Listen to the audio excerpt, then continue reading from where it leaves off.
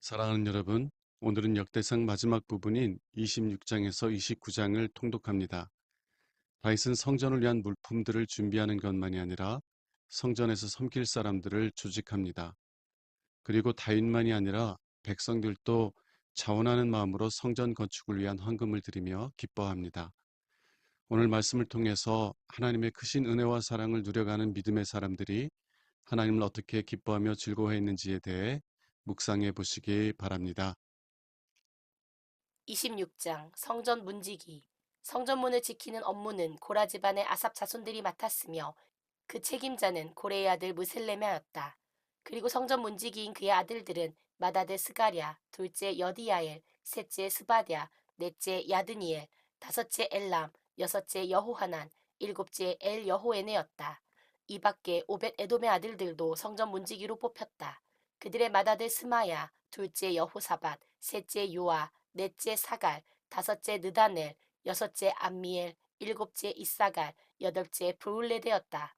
이들은 하나님께서 오벳 에돔에게 주신 축복의 선물이었다. 오벳 에돔의 맏아들인 스마야에게는 여섯 아들이 있었다. 그들은 오드니, 르바엘, 오벳, 엘사밧, 엘리후, 스마갸인데 이들은 모두 그 집안에서 유능한 인재들이며 그 중에서도 특별히 엘리후와 스마갸는 아주 재능이 많은 사람이었다. 오베데돔의 아들들과 그의 친척들은 모두 62명이었으며 이들은 모두 자기들의 직무를 수행할 수 있는 충분한 능력을 가진 사람들이었다. 그리고 무셀레미아의 아들들과 그의 친척들도 유능한 사람들이었으며 이들은 모두 18명이었다. 무라리 자손 호사는 그의 아들 중에서 시므리를 맏아들이 아닌데도 장자로 삼았다. 그리고 그의 다른 아들들은 둘째 힐기야, 셋째 드발리야, 넷째 스가랴였다. 호사의 아들들과 그의 친척들은 모두 13명이었다.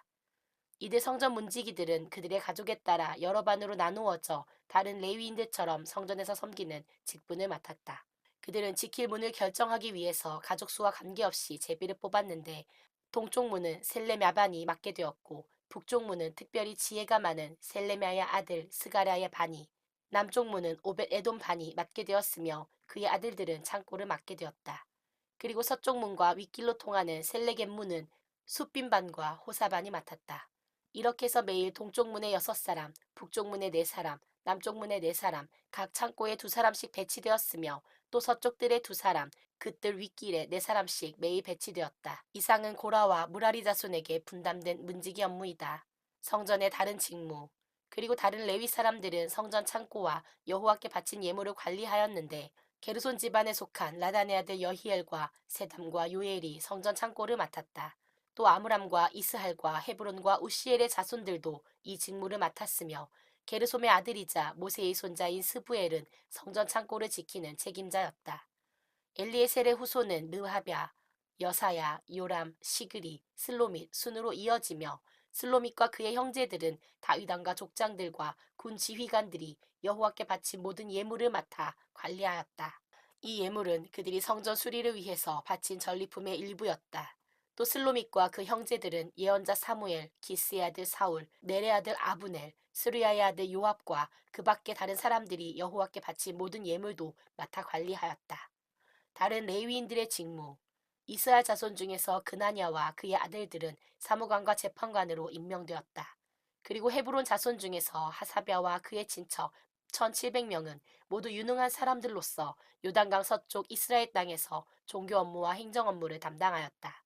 그리고 여리야는 헤브론 자손의 지도자였는데 다윗 왕 40년에 헤브론 자손을 조사했을 때 그들 중에 유능한 사람들이 길르앗 땅의 야셀에 많이 살고 있음이 밝혀졌다. 그래서 다윗 왕은 여리야의 친척 중에서 족장 2700명을 뽑아 그들에게 르우벤 지파와 갓 지파와 므낫세 반 지파가 사는 요단강 동쪽 지방의 모든 종교 업무와 행정 업무를 담당하게 하였다. 27장 이스라엘의 군대 편성. 이스라엘군은 12개 군단으로 편성되었다. 각 군단의 병력은 군 지휘관들과 행정요원을 포함하여 24,000명으로 되어 있었으며 이들은 1년에 한 달씩 교대에 가면서 현역으로 근무하고 나머지 기간은 예비군으로 있었다. 현역으로 근무하는 달과 각 군단장은 다음과 같다. 1월은 군단장 야소부암이며 그는 유다지파의 베레스 집안 사람으로 삽디엘의 아들이었다. 2월은 이 군단장 도도이며 그는 아호와의 자손이었고 부군단장은 미글롯이었다. 3월은 3군단장 분하야였다. 그는 대제사장 여호야다의 아들로서 이스라엘 30명 용장 가운데서도 이름난 군장이었는데 후에 그의 아들 암미사밧이 그 지휘권을 이어받았다. 4월은 4군단장 아사헬이었다.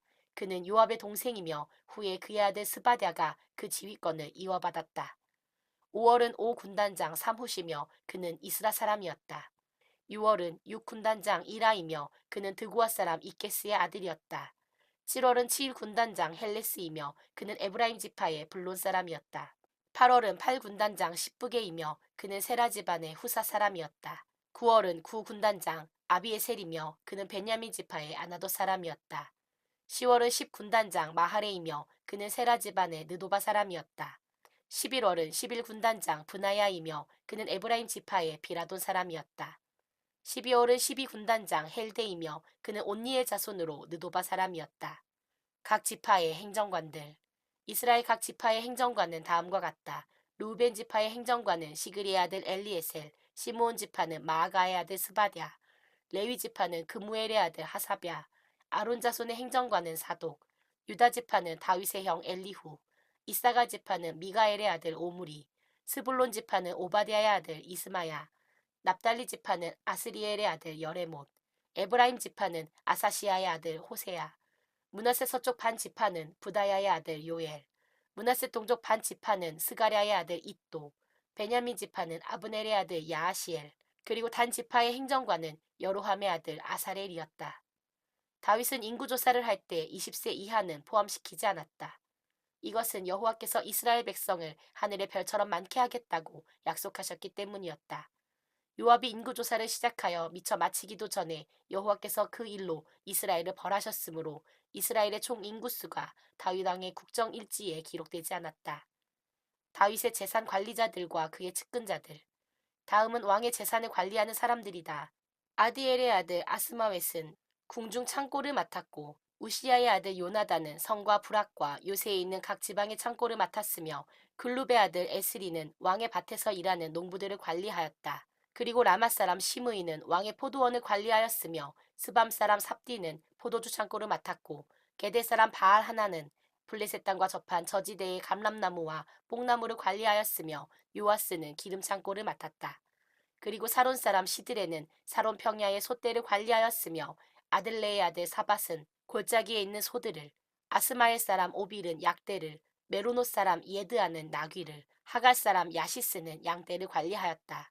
다윗의 삼촌 요나단은 지혜로운 상담자이며 학자였기 때문에 그와 학모니의 아들 여히엘은 왕자들의 교육을 담당하였으며 아히도벨은 왕의 자문관이 되었고 아렉 사람 후세는 왕의 친구로서 그의 고문관이 되었으며 아히도벨이 죽은 후에는 브나야의 아들 여호야다와 아비아달이 왕의 자문관이 되었다. 그리고 요압은 이스라엘 군의 총사령관이었다.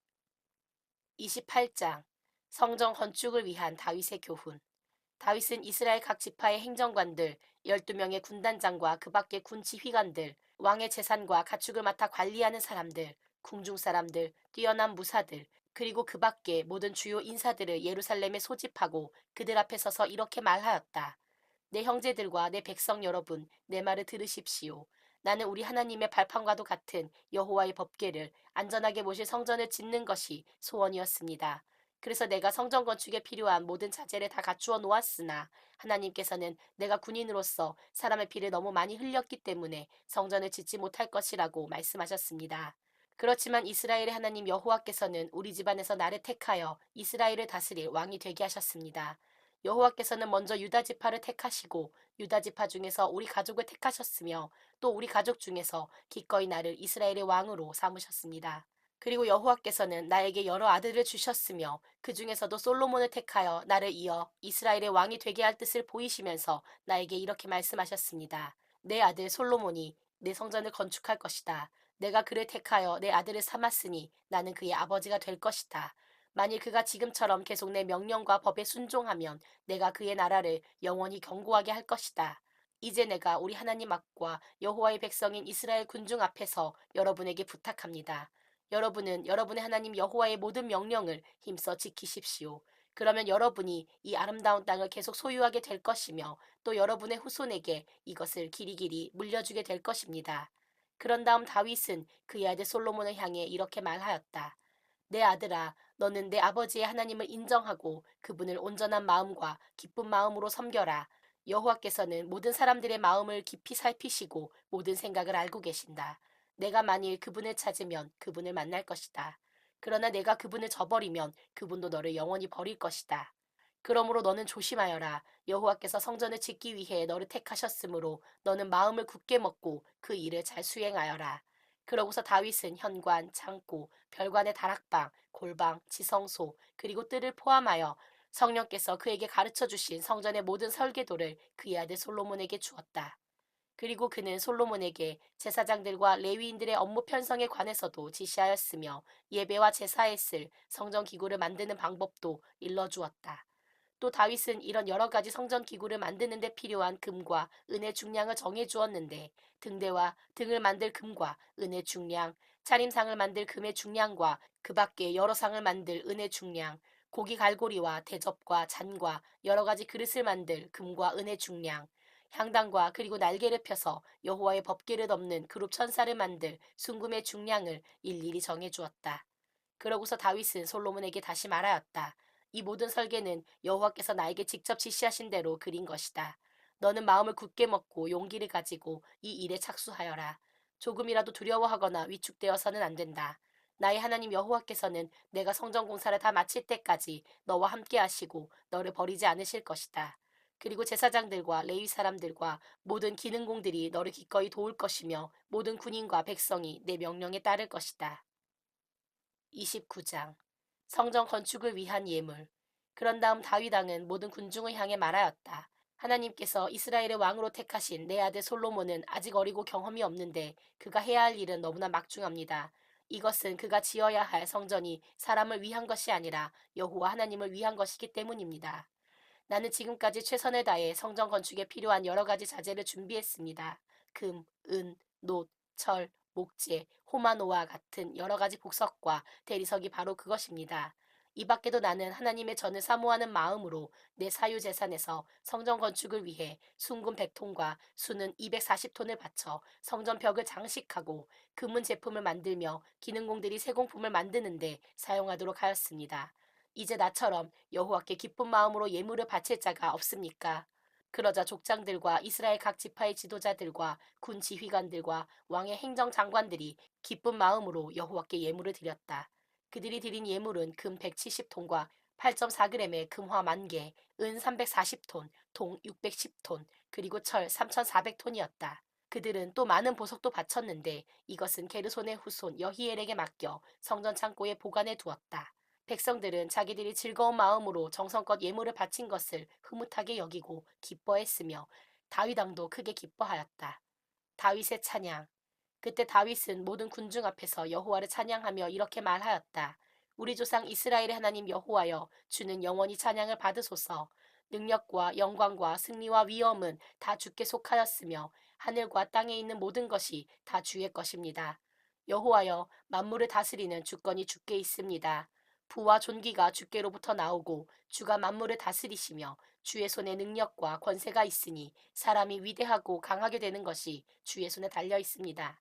우리 하나님이시여, 우리가 주께 감사하고 주의 영광스러운 이름을 찬양합니다. 나와 내 백성은 실제로 주께 아무것도 드릴 힘이 없었으나 주께서 모든 것을 선물로 주셔서 우리가 주께 받은 것으로 주께 드렸을 뿐입니다. 우리는 우리 조상들과 마찬가지로 이 땅에서 잠시 머무는 나그네에 불과하며 세상에 사는 날이 그림자와 같아서 아무런 희망이 없습니다. 우리 하나님 여호와여, 우리가 주의 거룩한 이름을 위해 성전을 건축하려고 모은 이 모든 물건은 다 주께로부터 온 것입니다. 나의 하나님이시여, 나는 주께서 사람의 마음을 살피시고 정직한 자를 좋아하신다는 것을 알고 있습니다. 내가 정직한 마음으로 이 모든 것을 주께 기꺼이 드렸으며 또 여기에 모인 주의 백성들도 자기들의 예물을 기쁘게 바치는 것을 내가 보았습니다. 우리 조상 아브라함과 이삭과 이스라엘의 하나님 여호와여, 주의 백성들의 마음 가운데 이와 같이 헌신하는 마음이 항상 있게 하시고 주에 대한 그들의 사랑이 언제나 변하지 않게 하소서. 그리고 내 아들 솔로몬에게 주를 향한 정성된 마음을 주셔서 주의 모든 법과 명령에 순종하게 하시고 내가 준비한 자재로 성전 건축을 완성하게 하소서. 그런 다음 다윗이 백성들에게 우리 하나님 여호와를 찬양합시다 하자 그들이 여호와께 찬양하고 머리를 숙여 여호와와 왕에게 경배하였다. 다음 날 그들은 수송아지와 순양과 어린 양을 각각 1,000마리씩 가지고 와서 여호와께 불로 태워 번제를 드리고 또 모든 이스라엘 백성을 대신하여 술을 부어 전제를 드리며 그 밖에 다른 제사도 드렸다. 그런 다음 그들은 여호와 앞에서 큰 기쁨으로 먹고 마시며 그날을 즐겼다.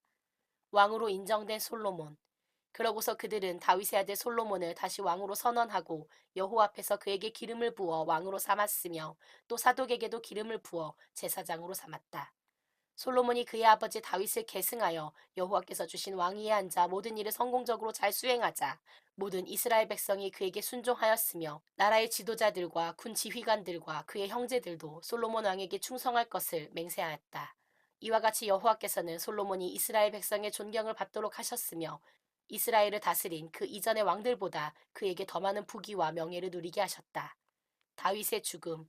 이새의 아들 다윗은 40년 동안 이스라엘을 통치했는데 헤브론에서 7년, 예루살렘에서 33년을 다스렸다. 그는 오래오래 부귀를 누리다가 나이 많아 죽었고 그의 아들 솔로몬이 왕위를 계승하였다.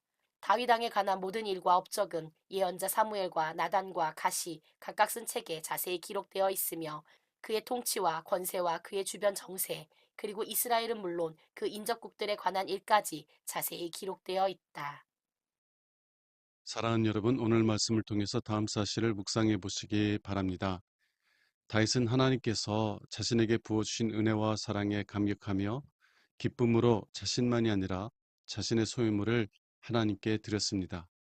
그리고 백성들도 자신의 헌신에 동참하는 것을 보며 기뻐하였습니다. 하나님께 자신만이 아니라 자신의 소유물을 드리는 것은 하나님께서 부어주신 놀라운 은혜와 사랑에 대한 표현입니다. 무엇인가를 하나님께 받기 위해 드리는 것이 아니라 하나님이 값없이 주신 은혜에 대한 감사의 표현이라는 것입니다. 그리고 하나님은 이러한 헌신을 기뻐하십니다. 하나님께서 무엇이 필요해서 기뻐하시는 것이 아니라 다윗과 백성들이 하나님께 주신 은혜로 인해 기뻐하고 감사하는 것을 기뻐하시기 때문입니다.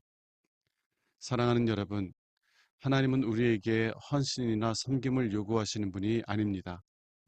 오히려 우리의 종이 되어 우리를 섬기시는 분이십니다.